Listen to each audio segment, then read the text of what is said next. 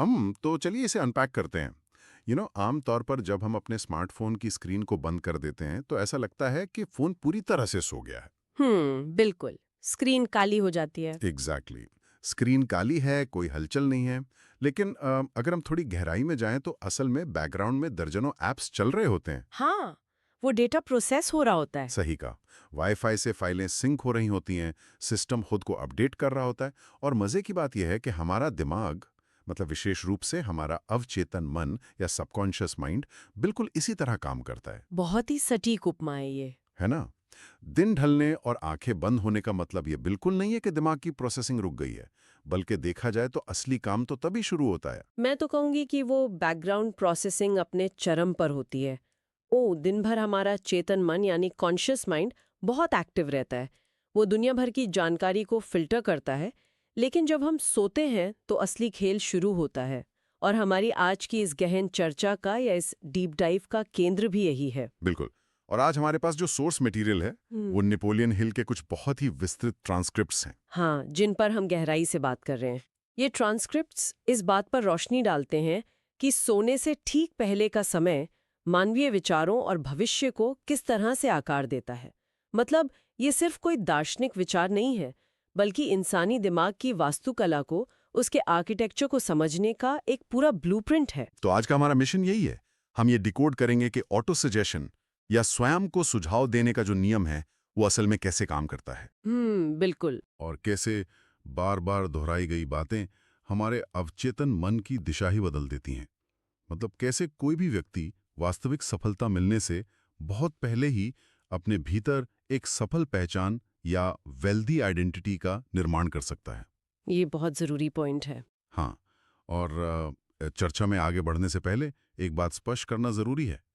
आज की हमारी ये बातचीत किसी वैचारिक या राजनीतिक पक्ष की वकालत बिल्कुल नहीं करती। एकदम सही बात है। हम विशुद्ध रूप से उस मनोवैज्ञानिक ढांचे का, उन फिलोसॉफिकल और साइकोलॉजिकल प्रिंसिपल्स का विश्लेषण कर रहे हैं जो सोर्स मटेरियल में है, ताकि इस अद्भुत कार्य प्रणाली को समझा जा सके।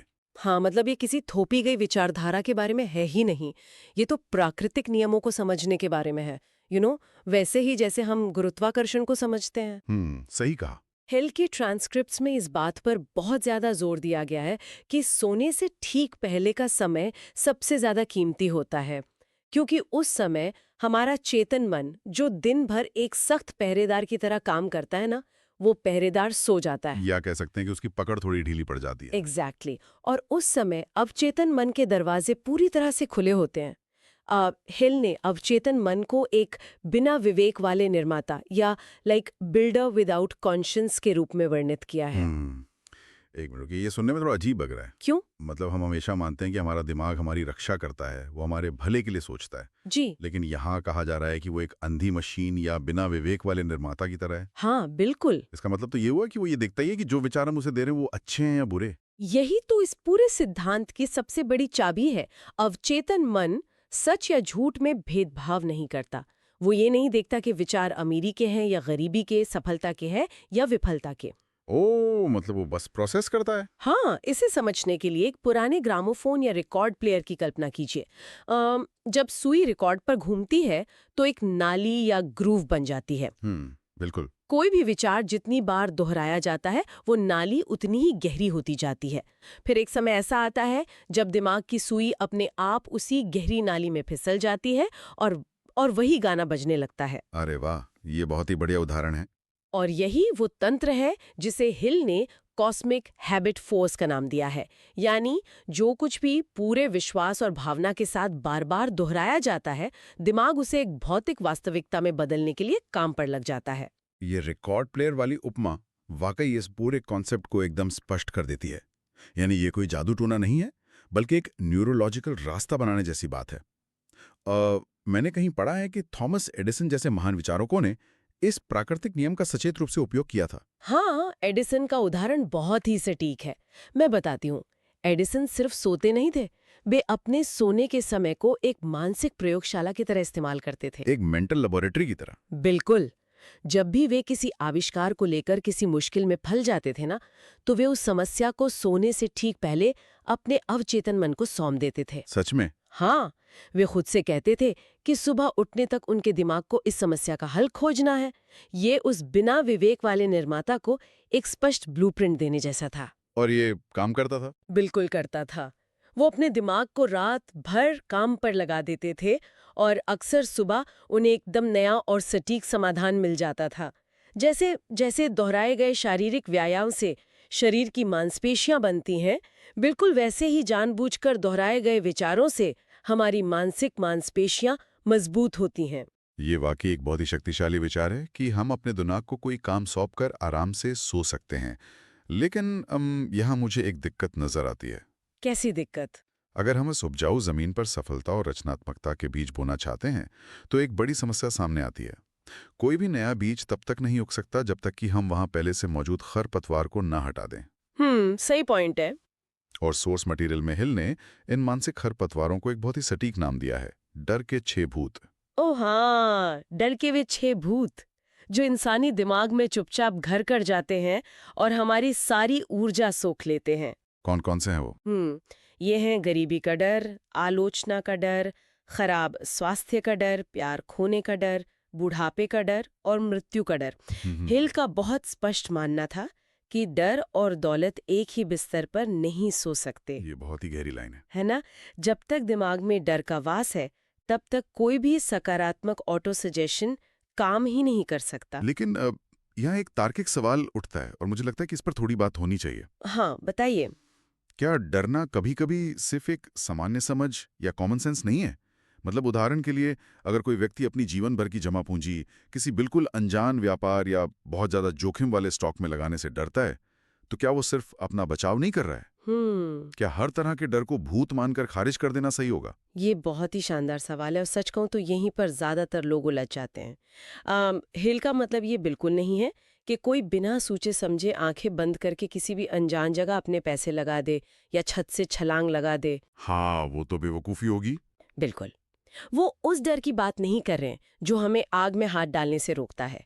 वो पैरालाइजिंग फियर या लकवा मार जाने वाले डर की बात कर रहे हैं। Paralysing fear? हाँ, डर सबसे घातक तब हो जाता है जब वो तर्क या लॉजिक का मुखौटा पहन लेता है। थोड़ा समझाएंगी इसे? मतलब जब हम अपने उस डर को जो हमें आगे बढ़ने या कोई भी कैलकुलेटेड रिस्क लेने से रोकता है, उसे हम सावधानी, सुरक्षा या व्यावहारिकता का नाम दे देते हैं। तब वो हमारे अवचेतन में सबसे गहराई से जड़ें जमाता है। इंसान खुद को समझा लेता है कि वो डर नहीं रहा, बल्कि समझदारी दिखा रहा है। ओह, समझ गया। यानी जब डर एक बहाना बन जाए और इंसान उस बहाने को ही सच मान ले, तब वो भूत बन जाता है? एग्जैक्टली। और इस भूत का सामना कैसे किया जाए, इसका एक बहुत ही असाधारण उदाहरण अब्राहम लिंकन के जीवन में मिलता है। हाँ, लिंकन। हम सभी लिंकन को एक महान राष्ट्रपति के रूप में जानते हैं, लेकिन बहुत कम लोग ये जानते हैं कि उनके जीवन का एक बड़ा हिस्सा भयानक निराशा, घोर गरीबी और गहरी उदासी से भरा हुआ था। हाँ, मैंने पढ़ा है कि उन्हें तो अपने राजनीतिक करियर में कई बार भयानक हार का सामना करना पड़ा था और उनकी कड़ी आलोचना भी होती थी। बिल्कुल, न केवल हार बल्कि व्यक्तिगत त्रासदियों का भी पहाड़ टूटा था उन पर। प्राकृतिक रूप से वे भी उन 6 भूतों का शिकार थे, खासकर आलोचना का डर और गरीबी का डर। तो फिर उन्होंने इसे पार कैसे किया? लिंकन ने अपने भीतर की मानसिक बातचीत को, उस इंटरनल डायलॉग को पूरी तरह से बदल दिया था। उन्होंने अपने अवचेतन मन को उस पैरालाइजिंग डर के आगे झुकने ही नहीं दिया। इसके बजाय उन्होंने अपने आंतरिक स्वर को एक निश्चित उद्देश्य से भर दिया, जिसे हिल ने कोई खास नाम दिया है ना? हाँ, हिल इसे आयरन क्लैड फेथ कमांड्स यानी अटल विश्वास के आदेश कहते हैं। लिंकन ने डर के साथ बहस नहीं की, उन्होंने उसे एक स्पष्ट आदेश देकर बाहर निकाला। कैसे आदेश? जब भी उनके भीतर का डर कहता कि ये गृह युद्ध नहीं जीता जा सकता या स्थिति बहुत खराब है, तो उनका प्रशिक्षित आंतरिक स्वर उस डर को कुचलते हुए एक निश्चित उद्देश्य को दोहराता था। डर की इस आंतरिक बातचीत को सिर्फ अटल विश्वास से ही बदला जा सकता है। यानी जब हमारे भीतर का डर कहे कि ये काम नहीं करेगा, तो हमें उस खाली जगह को एक स्पष्ट उद्देश्य से भरना होगा। ये बहुत ही तार्किक लगता है। बिल्कुल। और जब डर के भूतों को बाहर निकाल दिया जाता है, दिमाग की जमीन एकदम साफ हो जाती है। तो सवाल ये उठता है कि वहां किस तरह की नई मानसिकता स्थापित की जाए। यहीं से असली काम शुरू होता है। और यहीं से ये पूरी चर्चा एक बहुत ही दिलचस्प मुकाम पर पहुंचती है। नतीजों से पहले एक पहचान या आइडेंटिटी का निर्माण करना। सही कहा। और यही वो जगह है जहां अधिकांश लोग सबसे बड़ी भूल करते हैं। वो कैसे? आमतौर पे कोई व्यक्ति अपनी बाहरी परिस्थितियों को बदलना चाहता है।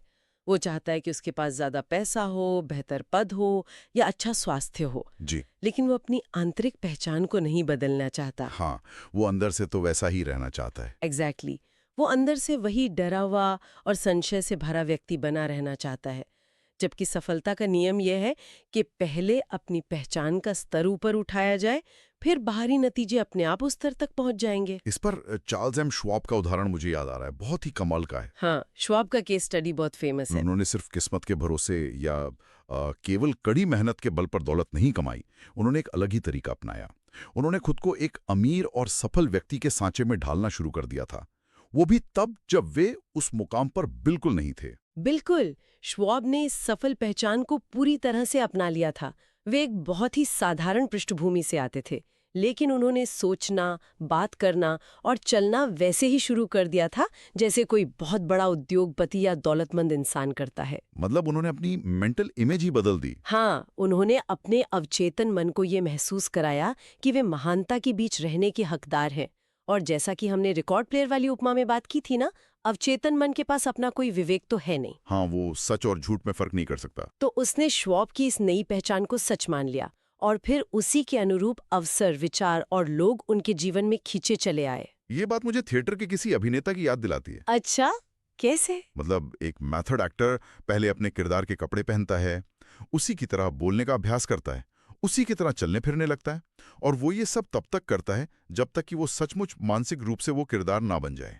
बहुत ही बढ़िया तुलना है। और चूंकि हमारा अवचेतन मन कल्पना और वास्तविकता के बीच का अंतर नहीं जानता, इसलिए जब कोई जानबूझकर एक सफल पहचान को अपनाता है तो दिमाग उसे सच मानकर पूरी मशीनरी को उसी दिशा में दौड़ाने लगता है। एग्जैक्टली एक अभिनेता की तरह ही हमें अपने मनचाहे किरदार में ढलना होता है।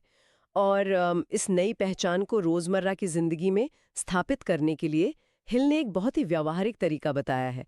सोने से पहले स्वयं से बात करने का तरीका। Self talk. हाँ, लेकिन ये केवल पॉजिटिव थिंकिंग नहीं है, ये अपनी पहचान गढ़ने का एक पूरा अभ्यास है। हाँ, सोर्स मटेरियल में कहा गया है कि मैं वो इंसान बनना चाहता हूं कहने के बजाय वर्तमान काल में एक निश्चित रूप से बोलना चाहिए। बिल्कुल। जैसे मैं इस प्रकार का इंसान हूं या I am the type of person who का इस्तेमाल करते हुए 7 वाक्यों का निर्माण करना। चलिए इसे एक वास्तविक उदाहरण से समझते हैं। हाँ, बताइए। मान लीजिए कोई व्यक्ति अपनी आर्थिक स्थिति सुधारना चाहता है। वो अपने 7 वाक्यों में से एक वाक्य बनाता है। अगर वो कहता है मैं वो इंसान हूं जो अब कभी गरीब नहीं रहेगा, तो क्या ये सही होगा? मुझे लगता है कि ये गलत है, क्योंकि इसमें गरीब और नहीं जैसे शब्द आ रहे हैं। एकदम सही पकड़ा आपने। और ऐसा क्यों है? क्योंकि अवचेतन मन शब्दों की छवियों पर काम करता है। बिल्कुल। जब कोई कहता है मैं गरीब नहीं रहूंगा, तो अवचेतन मन उस नहीं को प्रोसेस ही नहीं कर पाता। वो सिर्फ गरीब शब्द की छवि को पकड़ता है और उसी नाली को और गहरा कर देता है। ओह, तो वो बैकफायर कर जाता है। हाँ, अगर कोई कहता है मैं हार नहीं मानूंगा, तो दिमाग सिर्फ हार पर फोकस करता है। इसलिए इन 7 वाक्यों का अभ्यास करते समय कभी भी नकारात्मक शब्दों का उपयोग नहीं करना चाहिए। तो इसके बजाय हमें इस वाक्यों को पूरी तरह से सकारात्मक पहचान में बदलना होगा। जैसे मैं वो इंसान हूं जो हमेशा नए अवसरों को पहचानता है और आर्थिक रूप से समृद्ध है। बहुत बढ़िया। या फिर मैं वो इंसान हूं जो दृढ़ निश्चयी है और हर चुनौती का समाधान निकाल लेता है। बिल्कुल। सोने से ठीक पहले जब वो पहरेदार सो रहा हो ना, तब इन 7 वाक्यों को बिना किसी शंका के पूरे विश्वास और गहरी भावना के साथ दोहराना चाहिए। ये अवचेतन मन में एक नई मानसिक प्रोग्रामिंग की बहुत ही मजबूत नींव रखता है। और यहीं से ये पूरी थियरी एक बहुत ही दिलचस्प मोड़ लेती है। हमने अंदर की सफाई कर ली, डर के भूतों को हटा दिया और 7 वाक्यों के जरिए एक नई शक्तिशाली पहचान भी स्थापित कर ली। हमारा बैकग्राउंड ऐप अब सही कोड पर चल रहा है। लेकिन क्या कोई व्यक्ति इस पूरी दुनिया में सिर्फ अपने दम पर बहुत बड़ी सफलता हासिल कर सकता है? मतलब अपनी इस नई पहचान को बाहरी दुनिया और अन्य महान विचारों के साथ कैसे जोड़ा जाए ताकि प्रगति की गति कई गुना बढ़ जाए? ये एक बहुत ही अहम पड़ाव है। एक बार जब व्यक्तिगत पहचान बन जाती है, तो एक निश्चित मुख्य उद्देश्य या डेफिनेट चीफ एम का होना अनिवार्य हो जाता है। निश्चित मुख्य उद्देश्य। हाँ, हिल स्पष्ट करते हैं कि बिना किसी लक्ष्य के हवा के रुख के साथ बहना या भटकना, जिसे वो ड्रिफ्टिंग कहते हैं, वो सफलता का सबसे बड़ा दुश्मन है। बिल्कुल। जब उद्देश्य निश्चित होता है, तब एक व्यक्ति दूसरों की ऊर्जा, उनके ज्ञान और उनके संसाधनों को अपने साथ जोड़ सकता है। इसमें एडविन सी बार्न्स का शानदार उदाहरण इस बात को बहुत ही बेहतरीन तरीके से समझाता है। अरे हाँ, एडविन सी बार्न्स की कहानी तो सच में रोंगटे खड़े कर देने वाली है। बिल्कुल। अगर हम उस दृश्य की कल्पना करें, बार्न्स एक मालगाड़ी में बैठ के थॉमस एडिसन के पास पहुंचे थे। उनके पास पैसे नहीं थे, उनके कपड़े किसी आवारा या फटेहाल इंसान जैसे थे। हाँ। कोई भी सामान्य व्यक्ति ऐसी हालत में सिर्फ एक छोटी सी नौकरी की भीख मांगता, लेकिन उनकी मानसिक वास्तुकला कुछ और ही थी। वे एडिसन के पास काम मांगने नहीं गए थे, उनकी जिद थी कि वे एडिसन के पार्टनर बनेंगे। और यही वो निश्चित मुख्य उद्देश्य है जिसकी हम बात कर रहे हैं। हाँ। बार्न्स बाहर से भले ही फटेहाल दिख रहे थे, लेकिन भीतर से उनकी आइडेंटिटी एडिसन के पार्टनर की बन चुकी थी। उन्होंने एडिसन के सामने जाकर स्पष्ट शब्दों में अपनी इच्छा जाहिर की। उन्होंने अपने लिए पीछे लौटने का कोई रास्ता छोड़ा ही नहीं था। बिल्कुल नहीं। उनका उद्देश्य इतना स्पष्ट था कि उन्होंने कभी भी भटकाव या समझौते को स्वीकार ही नहीं किया, और अंततः उन्होंने अपनी जिद को हकीकत में बदल दिया और एडिसन के पार्टनर बनकर ही रहे। इसी तरह का अड़ियल लेकिन निश्चित उद्देश्य हेनरी फोर्ड के V8 इंजन वाले उदाहरण में भी दिखता है। ओह हाँ, हेनरी फोर्ड का वो किस्सा बहुत मशहूर है। हेनरी फोर्ड ने जब अपने इंजीनियरों को निर्देश दिया कि वो एक ही ब्लॉक में 8 सिलेंडर वाला इंजन यानी V8 बनाए, तो पता है क्या हुआ? इंजीनियरों ने मना कर दिया होगा। हाँ, उन सभी पढ़े लिखे और अनुभवी इंजीनियरों ने एक स्वर में कहा कि ये तकनीकी रूप से असंभव है। किसी भी सामान्य इंसान का डर यहाँ हावी हो जाता कि भाई इतने सारे विशेषज्ञ कह रहे हैं तो शायद सच में असंभव ही होगा। लेकिन फोर्ड का दृढ़ विश्वास इतना मजबूत था कि उन्होंने आलोचना के डर को अपने पास फटकने भी नहीं दिया। बिल्कुल। उन्होंने बस एक ही बात कही, मुझे ये चाहिए और मैं इसे हासिल करके रहूंगा। उन्होंने इंजीनियरों को काम पर लगाए रखा, चाहे इसमें कितना भी समय लगे। और अंततः वही तथाकथित असंभव इंजन बनकर तैयार हुआ, जिसने ऑटोमोबाइल उद्योग की दिशा ही बदल दी। यह दर्शाता है कि जब एक इंसान का निश्चित उद्देश्य अडिग होता है तो वो पूरी दुनिया को अपने विजन के अनुसार ढलने पर मजबूर कर देता है। एकदम सही। और बाहरी दुनिया या अन्य दिमागों से जुड़ने का एक और बहुत ही दिलचस्प तरीका है, जिसे हिल अदृश्य सलाहकारों या इनविजिबल काउंसलर्स का अभ्यास कहते हैं। अदृश्य सलाहकार, इसका मतलब है कि अपने दिमाग में महान लोगों की एक काल्पनिक परिषद या मीटिंग बुलाना। हाँ, हिल ने इस मानसिक अभ्यास का बहुत गहराई से वर्णन किया है। सोने से पहले लिंकन, कार्नेगी, फोर्ड या एडिसन जैसे महान विचारकों को अपने दिमाग में बुलाकर उनसे सलाह लेना। ये तो बहुत ही अनोखा तरीका है ना? ये असल में आपके अवचेतन मन को उस ज्ञान और दृष्टिकोण तक पहुंचने के लिए प्रेरित करता है जो आमतौर पर दबा रहता है। और अगर हम इसी विचार को वास्तविक दुनिया में लागू करें तो यहाँ मास्टरमाइंड सिद्धांत या मास्टरमाइंड प्रिंसिपल सामने आता है। मास्टरमाइंड सिद्धांत यानी सही लोगों की संगति का होना और एक समूह के रूप में काम करना। ये सिर्फ एक समूह होने से कहीं ज्यादा है। मास्टरमाइंड सिद्धांत ये कहता है कि जब 2 या 2 से अधिक दिमाग एक निश्चित उद्देश्य के लिए पूर्ण तालमेल, सद्भाव और विश्वास के साथ जुड़ते हैं तो वे सिर्फ एक और एक दो नहीं होते। तो क्या होते हैं? वे एक तीसरी अधिक शक्तिशाली अदृश्य शक्ति उत्पन्न करते हैं। वे एक सुपर माइंड का निर्माण करते हैं जो अकेले किसी भी इंसान की क्षमता से कई गुना बड़ा होता है। और शायद इसीलिए ये भी कहा जाता है कि आपको अपने आसपास के माहौल को लेकर बहुत सतर्क रहना चाहिए। बिल्कुल। मास्टरमाइंड सिद्धांत ये भी स्पष्ट करता है कि शिकायत करने वालों, हमेशा शंका करने वालों और कमजोर या नकारात्मक विचारों वाले लोगों से दूरी बनाना क्यों इतना जरूरी है। हाँ, क्योंकि दिमाग सब सोख लेता है। एग्जैक्टली। जैसा कि हमने शुरुआत में कहा था, आपका अवचेतन मन एक अंधी मशीन है। वो सिर्फ आपकी बातें नहीं सुनता, वो आपके आसपास के माहौल, आपके दोस्तों की निराशा और उनके डर को भी स्पंज की तरह सोख लेता है। तो अगर आप नेगेटिव लोगों के साथ मास्टरमाइंड बनाएंगे तो आपका अवचेतन मन विनाश की दिशा में काम करने लगेगा। बहुत सिंपल सी बात है। तो अगर हम इस पूरी मानसिक यात्रा को एक सूत्र में पिरोएं, तो ये स्पष्ट हो जाता है कि ऑटो सजेशन कोई जादुई तरकीब या रहस्यमयी टोटका नहीं है। बिल्कुल नहीं। ये विशुद्ध रूप से मानसिक वास्तुकला है, एक न्यूरोलॉजिकल अनुशासन है। सोने से ठीक पहले के जो 10-20 मिनट होते हैं वो हमारे पूरे दिन का सबसे कीमती हिस्सा हैं। इसमें कोई शक नहीं है। अगर कोई व्यक्ति रोजाना इस समय को निकाले, अपनी डर के भूतों को बाहर करे और अपनी नई पहचान वाले उन 7 वाक्यों को पूरे विश्वास और गहरी भावना के साथ दोहराएं, तो वो सचमुच अपने भविष्य के ब्लूप्रिंट को अपने ही हाथों से आकार दे सकता है। बहुत ही सही निष्कर्ष निकाला है आपने। ये पूरी तरह से अनुशासन और निरंतरता का खेल है। जो विचार हम बार बार दोहराते हैं वे हमारे अवचेतन की गहराई में समा जाते हैं, वे हमारी आदतें बन जाती हैं और अंततः हमारी वही आदतें हमारे कर्मों और हमारे भाग्य को तय करती हैं। इस गहन चर्चा को समाप्त करते हुए एक बहुत ही गहरा और उकसाने वाला विचार है जिस पर हम सभी को ध्यान देना चाहिए। वो क्या है? ये सिर्फ एक व्यक्ति की सफलता के बारे में नहीं है। ट्रांसक्रिप्ट के बिल्कुल अंत में पीढ़ियों की विरासत या जनरेशनल लेगेसी का एक बेहद शक्तिशाली बिंदु उठाया गया है। ये पहलू वास्तव में सोचने पर मजबूर कर देता है और इस पूरी चर्चा को एक बहुत ही बड़े कैनवस पर ले जाता है। बिल्कुल। ये दिखाता है कि हमारे विचारों का दायरा और उनका प्रभाव सिर्फ हमारे अपने जीवन काल तक सीमित नहीं है। जरा सोचिए, क्या मानसिक अनुशासन की कमी या फिर हमारे अनसुलझे डर और भटकाव सिर्फ एक व्यक्ति के जीवन को प्रभावित करते हैं? नहीं। क्या आलोचना का डर या गरीबी का डर किसी इंसान के मरने के साथ ही खत्म हो जाता है? बिल्कुल नहीं। जो डर, जो सीमाएं और जो मानसिक भटकाव एक इंसान आज खत्म नहीं करता, वे अनजाने में ही सही लेकिन उसकी आने वाली पीढ़ियों को विरासत में मिल जाते हैं। ये बहुत ही डरावना सच है।